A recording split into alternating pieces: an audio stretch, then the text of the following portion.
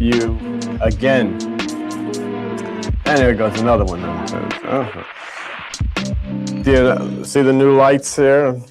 Or these are the El Cheapo lights to cover up as we abandon. For those of you looking, you pretty soon can be able to start to look in the window down there. They've started, we'll be starting the construction work, and we had some pretty nice ideas. It's gonna be small, but it's gonna be nice. Anyhow, last week when you were here, we began to sort the pieces of the puzzle, and we began putting the pieces together. How does one thing relate to another in the areas that we've been talking about? How do all the little pieces fit together to make a big picture? And much was covered in last week. Those pieces began to fit into the bigger puzzle, which is now beginning to emerge in the world of DNA, of which we're all following so closely because it is so critically important. Just this week, 2 announcements, which, people are looking for miracles. One, in mice, they have reversed diabetes. That's amazing. And they see no reason why it will not work with humans. Reverse it totally, genetically. And the second thing that they did this week is they have broken the genetic code in meningitis, so that now they can find out how it is that meningitis happens, and they can reverse it. So, these things that are happening constantly are wonderful, wonderful things, which are setting the stage for this tremendous conflagration in the sky and for the change upon the earth. So I hope last week those who were here walked out fully confident that everything that I have ever said to you about this stuff in this room has been proven. No faith required, no maybe. Everything has been proven, and proven with no room for doubt. That would seem a monumental expectation on my part, but I feel that you should be so confident that within your own minds that there is no doubt. Because faith is not necessary. Proof is scientific, and you have seen it with your own eyes.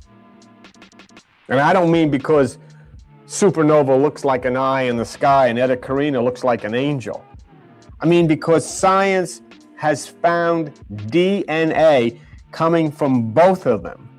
And because science has stated that both of them are affecting the earth and will affect the earth more. And because medical science is coinciding the dates of curing cancer with the same time frame that the National Aeronautics and Space Agency uses to predict the explosions of the supernova. Now, all things together, those are what I mean by the puzzle. All things together reach out to you and they say, you have proof. Now, will you take part in it? And you say, take part in what? Take part in turning your head in the direction of the light. And I'm not speaking in New Age terms.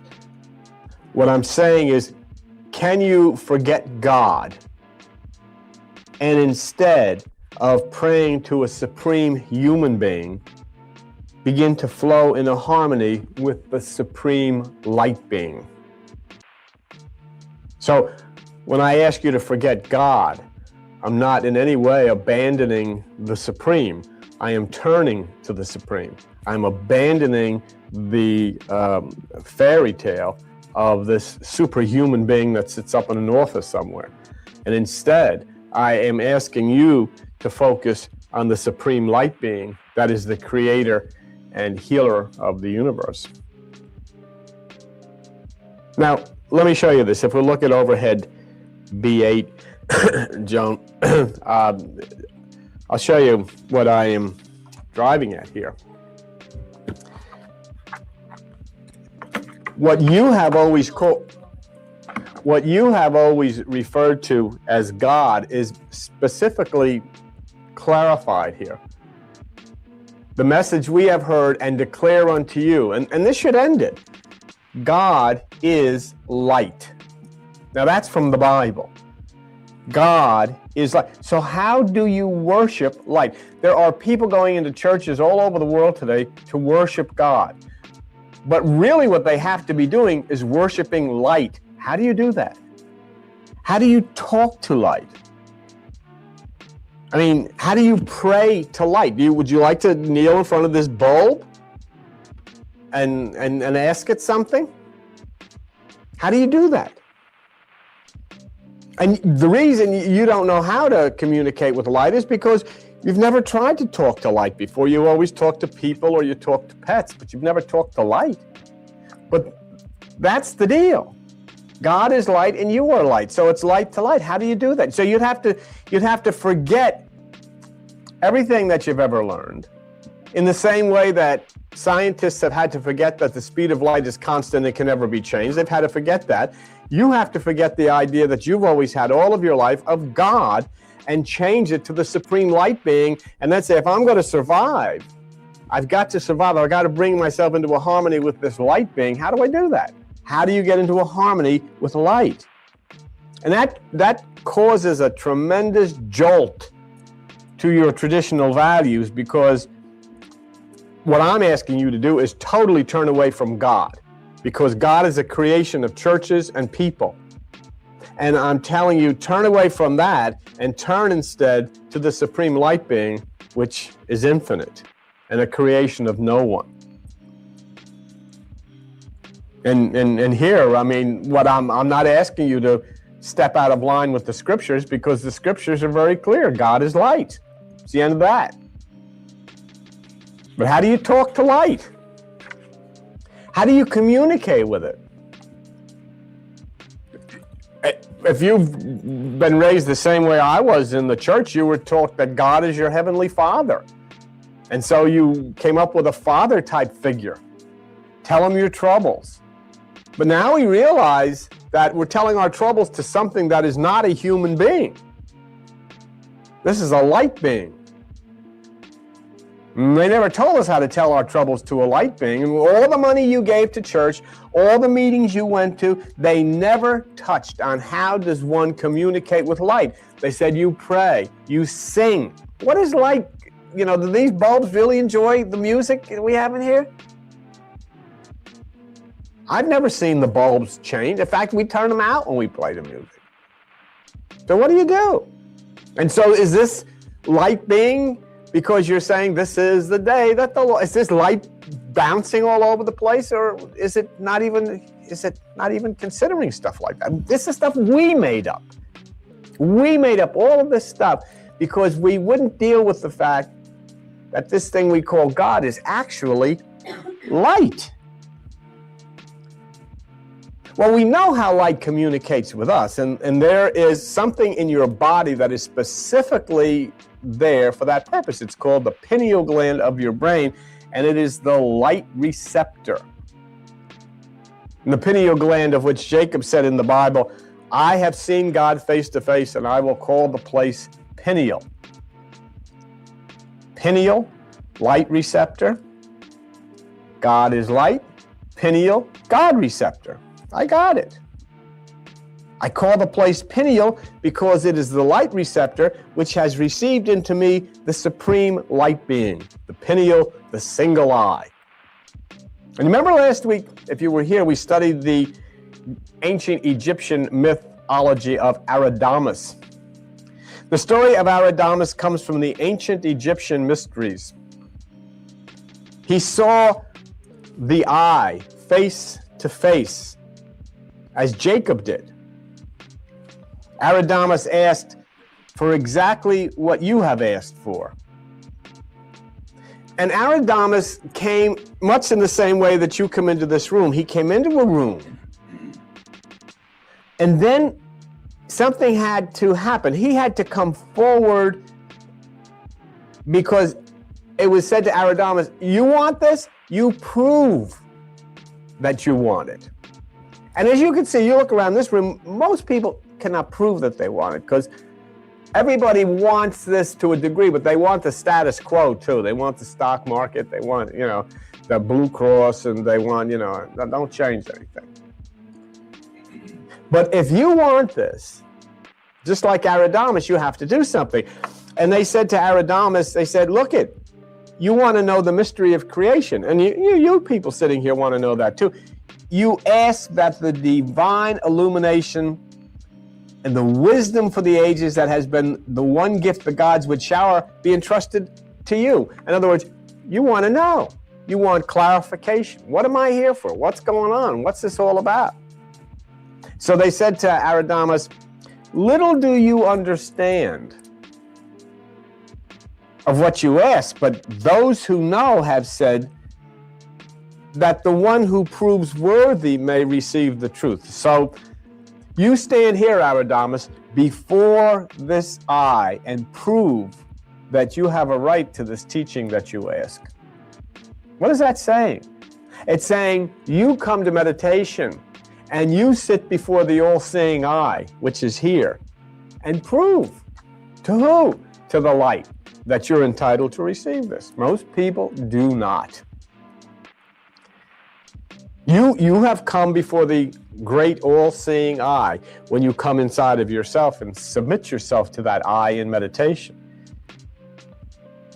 You can't just keep going to lectures and lectures and lectures, and that's what happens with religion every day. There's millions of lectures going on in religion today, but very few, if any, come to that all-seeing eye, which is deep within the caverns of your mind. And Aradamus did. And we'll see that on overhead 233. Aradamus did. Look what it says. Aradamus entered the room, gazed upward to the lofty dome. There, floating in space far above his head, he saw a great closed eye surrounded by fleecy clouds and rainbow colors. Do you have on the very first page is a picture of a supernova? Let's look at that. He saw a great closed eye surrounded by fleecy clouds and rainbow colors. And here is the eye in the sky now. Charles, maybe you could just hit the zoom and let it go as far as it'll go until it stops. Okay. That's supernova 1987A, and it's the great eye in the sky, the all-seeing eye. Of course, it's a little different than what Aradamus, in this particular picture, the eye appears to be open. That's not a drawing, incidentally. That's a Hubble photograph, one of the amazing ones that was taken. Probably the only one I've ever seen come out like this. But that's supernova. DNA's coming out of this thing. Life-giving elements are coming out of this thing. But this is what's over your head right now. Okay. Now, is this... Okay. So anyhow, he looks up and he sees that the eye is closed. And Aradamus, gazing long upon the wonderful sight, for he knew it was the eye of Horus, the all-seeing eye of the gods. Isn't that interesting? The all-seeing eye of the gods. And we have one in the sky looking down upon the earth right now, and all the scientists know about it. The only ones that don't know about it are religious people. They have no idea. The all-seeing eye of Horus, I wouldn't look at that, I'm a Christian. Okay, how about the single eye of Jesus, or the pineal of Jacob? Oh, well, I don't know. But as he stood there, he prayed that the will of the gods might be made known to him, and that in some way he may be found worthy to open that closed eye in the temple of the living God. Now, please, the temple is where? Here. The eye is what? The pineal. To open the pineal gland in the temple is what this is taught. This never happened. Just like the crucifixion of Jesus never happened. Just like Jesus himself never happened. Because it does happen. It's much more important than a story. It's talking about existence, life, reality. As he stood there gazing upward, you're meditating, the eyelids suddenly flickered. Then as the great orb slowly opened, The chamber was filled with a dazzling light that seemed to consume the very stones with fire. Aradamus staggered. It seemed as though every atom of his being was scorched by the effulgence of that blinding glow. He instinctively closed his eyes, and now he feared to open them, for in that blaze of splendor, it seemed that only blindness would follow his action. That's meditation, where you totally subdue and close yourself off. And then little by little, a strange feeling of peace and calm descended, and he at length dared to open his eyes, only to find that the glare was gone. The entire chamber was bathed in a soft, wondrous glow from the mighty eye in the ceiling. So when the eye had opened and was doing its work, he had to close his eyes. This is where we have to go in our meditation, because we can't look upon this, and because this is going to burn up a lot of what we're familiar and comfortable with. So you have to come before the all-seeing eye, just as Aradamus did. You don't have to go to Egypt, into a chamber. You go within yourself to the chamber of the great light and to the all-seeing eye, which is called the pineal gland, and there you see that supreme light face to face. That is your encounter. But it is not a solution to the problems of earthlings to enlighten and calm you. It is for the earth to encounter that all-cosmic seeing eye. Do you have number 36 on there? We'll just show you that again to the folks on television in particular. There it is. It's not colorful. It's not, it's this overhead black and white. But there you can see this eye. And this is a subject of great interest right now, because guess what? According to NASA, it has begun to flicker. This eye is opening, but it's not looking in the chamber of some room in Egypt. It's looking in the chamber of the universe. And it's looking right at you. And unfortunately, most of you are in church somewhere and don't even know that it's flickering. Let's look at overhead 234. Overhead 234 from CNN. Hubble reveals violent supernova shockwave. The slugfest will begin. They found 4 bright knots of superheated gas. In other words, the eye has begun to open. The glowing aftermath of one of the most violent celestial collisions ever witnessed. You want to raise that, Joe? Hubble team members released new images. In the latest pictures taken on February the 2nd, that's the year 2000, the orbiting observatory detected bright knots on the gas ring in places that had dimmed for 10 years. So it's starting to lighten up. The first knot, still glowing, could have been part of the ring stuck closer star, it says. Wow. Now, if we consider what we just saw there, they have found 4 newly discovered bright knots of superheated gas. In other words, the eye is opening. And let's go back to 233 for just 1 second. It's the one you had on just last. The eye is opening, and here it says, as he stood there gazing upward, the eyelids suddenly flickered and then slowly opened. What you read from NASA is exactly the same thing, only not done in a mythological sense. It said that these bright knots, which this thing had dimmed for 10 years, suddenly this thing is starting to flicker, starting to open. Look at that. The great orb slowly opened. The chamber was filled with a dazzling light, and Aradamus had to stagger and close his eyes. Now let's look at overhead 235 and read the words of Robert Kirshner, who's an astrophysicist from Hubble. Hubble scientist Robert Kirshner called the first bright knot the opening jab. Now look at his statement. The dancing around is over and the slugfest will begin, said Kirshner, astronomer with the Harvard-Smithsonian Center for Astrophysics. And this is an interesting by a guy named Velarde. We'll just to wait and see what lights up next. But the fact new ones lit up suggests that much of the surface is ready to light up. What does that mean to you? Aradamus was sure that the eye was going to light up. It did. The astronomers are now sure that supernova 1987A, the center eye, is about to light up, and it impacts you. It impacts all life. It impacts the entire world. Wow. Look at it again. The fact new ones lit up suggests that much of the surface is ready to light up. What's the Bible say? If your eye be single, your body will fill with light. What about if the single eye in the sky? Then the universe will be filled with light. And what happens to the universe filling with light, as we know, is filling with what we call God. This is the eye of God opening up. Is there a single eye up there? We have proved that there is. You have seen it with your own eyes. Is it mentioned in the Bible? We have proved that it is. Jesus mentioned it. It's mentioned in the Egyptian mythology.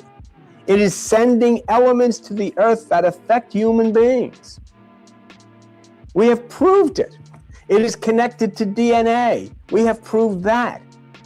And is the eye lighting up brighter right now? You bet it is.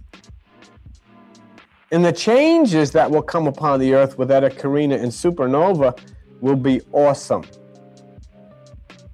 This is light. This is what you call God. But someone else is coming. The electricity, which will be a form of current impacting your body and impacting the earth, will be regulated. If you look with me, look at overhead 60 to some of the works of Blavatsky. There's a reference here to Genesis 32:30, when Jacob calls the place Peniel. As he passed over Peniel, the same as Peniel, the sun rose upon him, he halted upon his thigh. Genesis 32:31. Israel is Jacob. Opposed by his brother Esau is Samael. Do you see that? And the names of Samael are Azazel and Satan, the opposer. Well, if you look here, we see Sama, Sulu, is the root of, it's the word current. Samael is current, opposition, resistance. In electricity, the measure of the degree to which an electric circuit resists electric current flow when a voltage is impressed. And it's expressed in ohms. Ohm for what? A connection between this and the resistor, Samael. Those who are flowing in ohm in meditation will flow upward with the proper current to light the pineal, to allow the entrance of this great light, which is God. Those who do not will encounter who? Samael. Samael is on his way now because the great eye is opening and the great electrical current is about to inundate the earth. And there is fire in his eyes. Samael is the same as the boatman Charon, who will either take you to Elysium or to the place of the howling. And upon this earth, there will be much howling. And as we spoke earlier, some of the religious leaders, one significant one, is already apologizing for the sins of religion. Howling will come upon the earth. And I beg of you, really, as people who have come here and who do not any more submit yourself to faith and concepts that may work, I beg of you, this light is coming and it's coming in your direction. Take this meditation and this watching seriously. Forget it as a religious exercise. Consider it as a matter of life and death, if you would. And how do I know there's going to be trouble? How do I know that Samael will scream his wrath through Eta and supernova? How do I know that?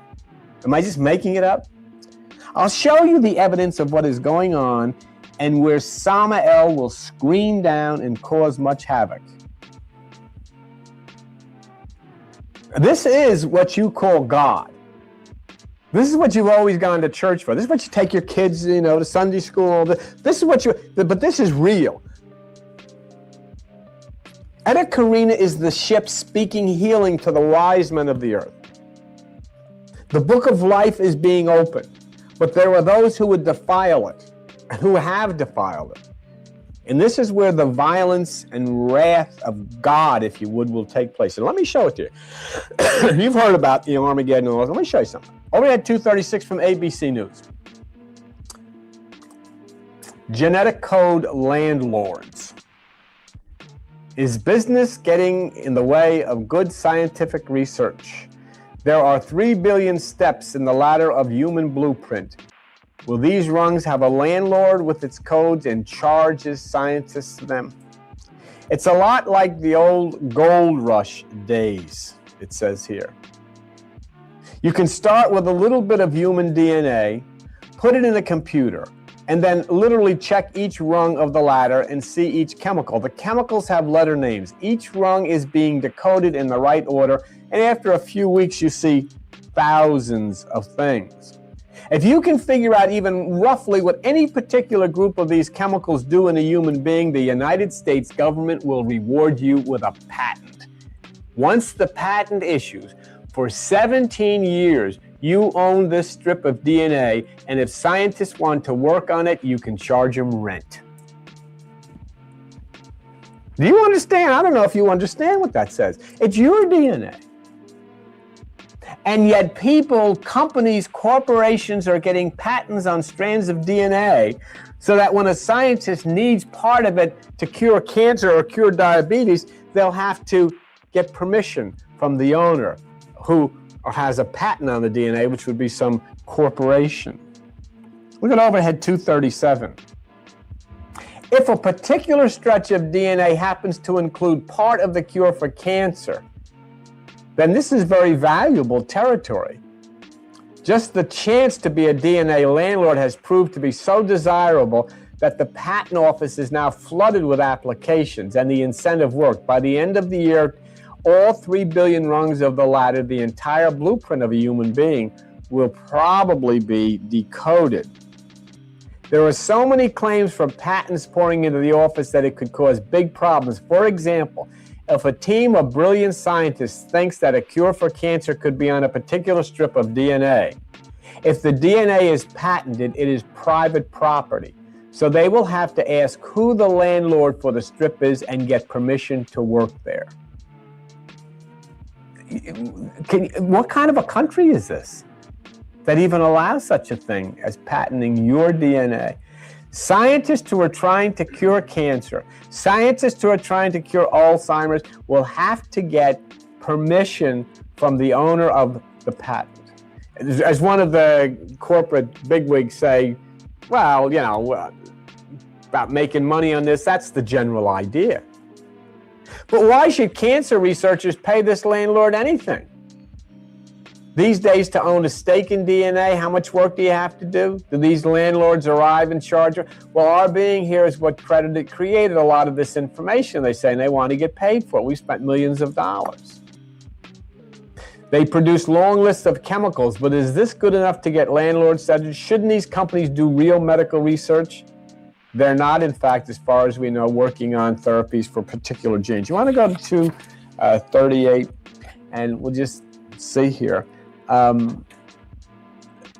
They're in the business of churning out sequences, blah, blah. This means that some of them are grabbing territory on our genes, hoping that scientists will find gold there later. It raises the question, does decoding some genes and making a rough guess about the use result in a speeding up of tests and cures for disease, or will these landlords in the end just make the cures a little more expensive? What you're reading is bizarre, because it is so bizarre simply because what we're talking about is the single eye in the sky, Aradamus, Jesus, Jacob, God, the light of the world, the supreme light being. But look what's down on earth. Is everybody on their knees? Is everybody in meditation? Is everybody looking up? Is everybody saying, wow, Alzheimer's is going to be cured? Cancer is going to... No, what are they doing? They're running around trying to make a buck on it. That's all that this is about. It's about the corporations, it's about the capitalists or communists or whatever you want to call them, trying to make a buck on somebody else's misery. And even willing to hold up the progress of the curing of these diseases until the money's there. Look at overhead B27. Let me show you something. Revelation. And the kings of the earth and the great men and the rich men and the chief captains and the mighty men and every free and bond hid themselves in the dens and in the rocks of the mountains. For all nations have drunk of the wine of her fornication, and the kings of the earth have committed fornication with her, and the merchants of the earth are waxed rich through the abundance of her delicacies. Greed, money. But what about you? You have a temple. You have a chamber of light. You have the all-seeing eye, which in many of you has opened. And now that eye must look to the supreme eye. You must look face to face. Let me just show you this in B8. B8. That was the first one, one of the first ones that you opened. Okay. In B8, it says here, right down here, if you lift that up. And Jacob called the name of the place Peniel, for I have seen God face to face, and my life is preserved. He didn't have to go to a corporation or a company or General Electric or whomever and get permission. There was no patent on anything. We have been searching for the truth. Now the all-seeing eye is upon you. The cosmic eye. Jacob saw the eye personal, but now we all can see the eye in the sky. And as Robert Kirchner said, it's opening its eye. But Jacob said, I have seen God face to face through the pineal. But look what it says in B28. In B28, it's 1 Corinthians 13:12. For now we see through a glass darkly, but then face to face. Now I know in part, but then shall I know, even as I am known. What? Light to light. You want to take that down, John? For you shall know in the light, as you are known in the light. And now the great angle of light from Eta Carina is sending down DNA, and the great correction is upon us. And your temple in the winding corridors in DNA. In Revelation 11:1, the seventh angel, interesting, Eta Carina, gives to the observer a rod to measure the temple of God. I want you to just stay with me, because we're almost finished, but I want you to pay very close attention to what I'm going to say now. Okay? It's important to understand. Measuring the temple means to understand the inner workings of the human life force. All right? Why is that? Now, we're going to look at B29. Acts 7:48. The Most High, Supreme Light Being, dwells not in temples made with hands. The Most High dwells not in temples. So the temple then is the mind, where the light dwells. It's inside of you. The inside of you. Okay? Are you with her, Joan? Are you? Oh, okay. So the seventh angel gives the observer something to measure the temple. Now, please pay attention to this very, very carefully. This is important. If we look at Revelation 11:1, B29, all right? And there was given me a reed like a rod, and the angel said, rise and measure the temple of God and the altar. Now, the temple of God is to be measured. It is to understand the temple of God. And I raise this for a curious purpose. Do you recall when we showed you the overhead about the companies mapping out the human genome and the number of genes? This is one of the companies that is in to get the patents and all this stuff. Now believed to be. I want you to look at overhead 134. In overhead 134, Researchers, humans have more genes than once thought. Human beings may have twice as many genes. Joan, would you raise that? Human beings may have twice as many genes. Insight Pharmaceuticals, this is one of the companies that is getting patents, incidentally, says it estimates humans have 140,000. Then it comes on here, our data confirms there are 140,000 or so. So, of course, that is one of the significant numbers in the book of Revelation, the 144,000. So our data confirms there are 140,000 or so. And I said, we could take liberty and say it's 144,000, Here we see, now, we read in the Bible that 144,000 are saved. So therefore, we're led to conclude that the number 144,000 in the Bible that is saved is the genetic structure that scientists are telling us is about to be rescued out of mutation. So let us see the observer in Revelation and how he measures the temple. Look at this. B29. Revelation 21:17. The temple is going to be measured, okay? Down here.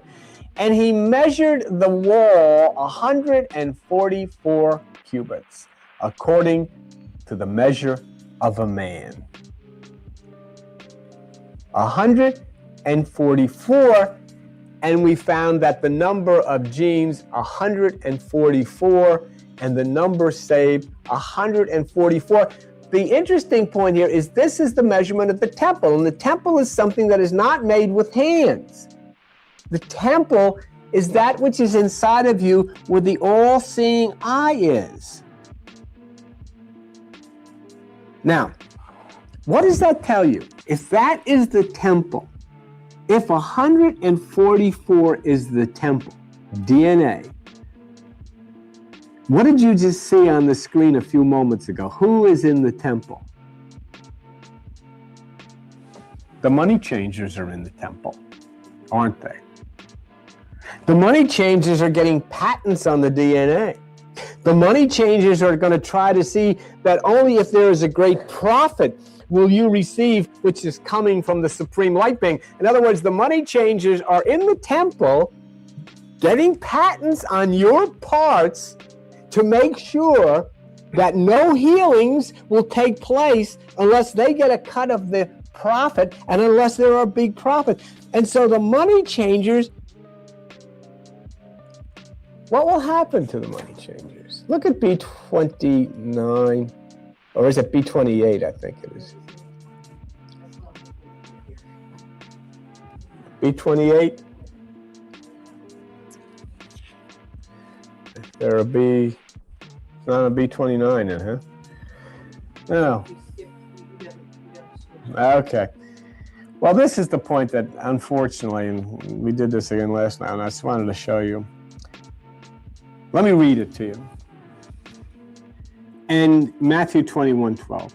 And Jesus went into the temple of God, that's you, and cast out all them that sold and bought in the temple, and overthrew the tables of the money changers and the seats of them that sold doves, and said unto them, it is written, my house shall be called the house of prayer, but you have made it a den of thieves. So now we know what this is about.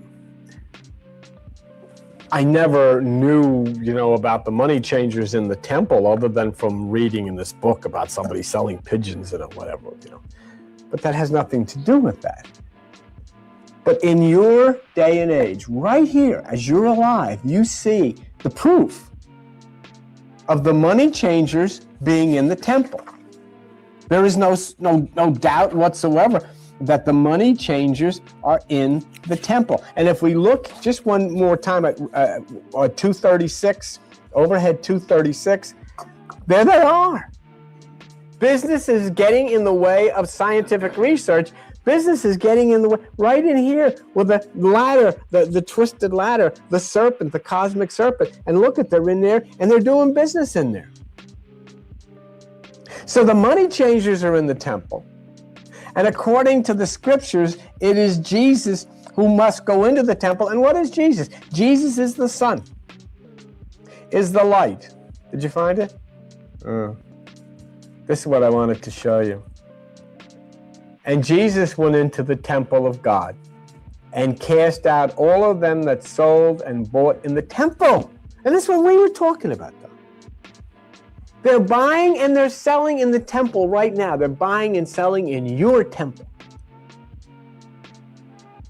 And they overthrew the tables and said, it is written, my house, which is the temple, shall be called the house of prayer. That's the place where the pineal communicates with the great eye.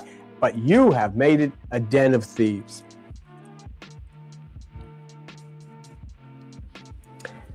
So what then is going to happen on this earth? Do you believe any of this stuff? I mean, do you know that there is this all-seeing eye? You do. Do you know that genetic research is about ready to eliminate cancer and all of these diseases? You do. But do you also know that the money changers are lining up so they can get a cut of this? You do. But now you see also that according to the scriptures, something is going to drive them out. And do you know what's going to happen when they're driven out? That means corporations are going to collapse. That means stock markets are going to collapse. That means the medical industry itself may collapse because they're not going to be able to do this anymore. This healing is a cosmic healing. And I promise you that the money changers who have moved into the temple of 144 will be driven away, and there will be screaming. But the celestial cosmic beauty of the 144 will be restored. There will be trouble. So what do you have to do? You have to make sure that you're in your meditation, and you have to make sure that you are closing your eyes as the great eye opens. Now that doesn't mean you walk around with your eyes closed. I mean, that's be reasonable. What I am saying to you is that for communing and communicating with the great eye, that you close your eyes in meditation, you sit in the darkness of meditation, you start watching yourself so that this collapse happens, and then you start functioning in a harmony with Etta Karina, and especially now Supernova 1987. That for God's sakes, you start taking some of the proof that I've offered here to you seriously and say, this is no longer kidding around. That you start to realize for the first time in your life, you are actually experiencing a time when you know doggone well that indeed I am alive and the money changers are in the temple, because the temple is your DNA and these people are in wheeling and dealing to buy and sell and to own parts of your DNA. And now is this and remember something. The Jesus who drives the money changers out of the temple is the same person in the Bible who says, if your eye be single, your body will fill with light. So it is the single eye of Supernova 1987A,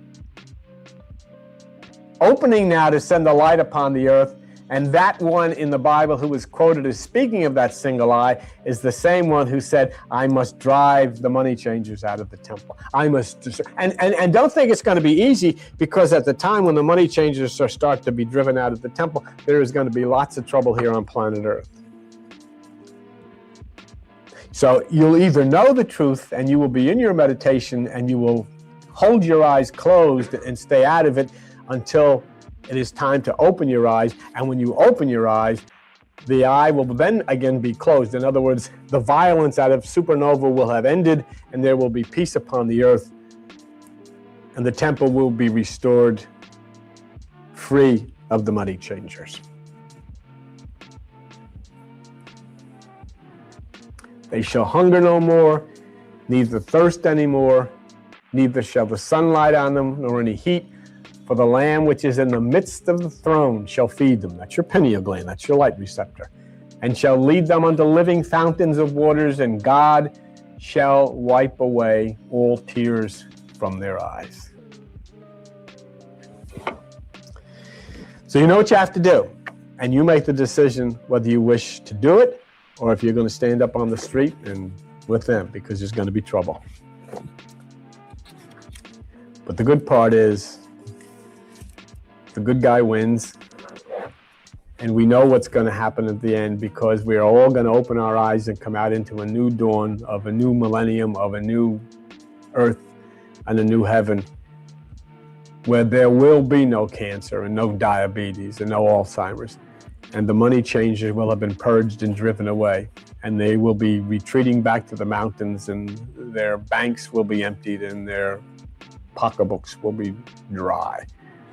But you will be free. And as much as you have to believe the things that I've told you, because I have proven every one of them, I'm asking you to take exactly that, what I have said to you this morning, as seriously.